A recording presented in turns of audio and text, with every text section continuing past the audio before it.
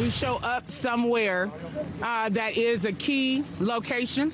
They don't expect us to come there, and then we disrupt business as usual. So that's what we're about to go do right now.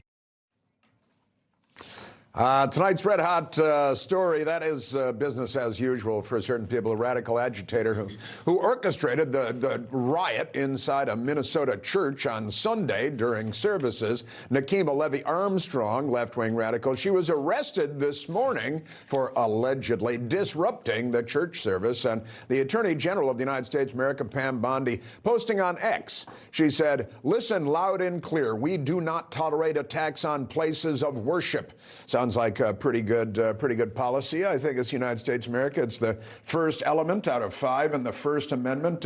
And the left, they just love riding roughshod over everything and rolling and steamrolling everybody and challenging everybody, picking a fight with everybody. You know, Hillary Clinton's slogan is, "There is only the fight." There's only the fight. Well, I thought it takes a village, but yeah, maybe it's only the fight. But, it just shows how unhinged the left has become.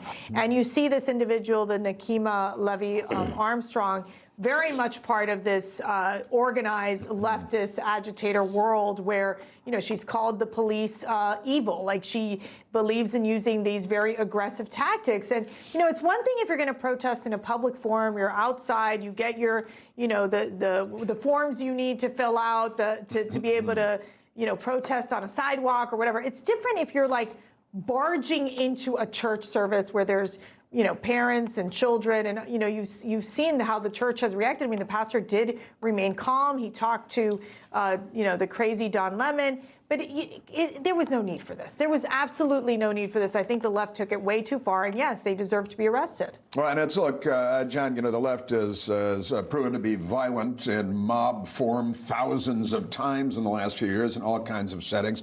There have been church massacres, children in Catholic school and their church being mowed down by psychopaths. And these guys say, hey, let's go do this. It's what we're doing now. Yeah, the way I look at it is, hey, there's a time and place for peaceful civil discourse. Protesting is good. People, that's what the First Amendment's about, to get out there, raise your voice, maybe push back against tyrannical overreach and stuff like that.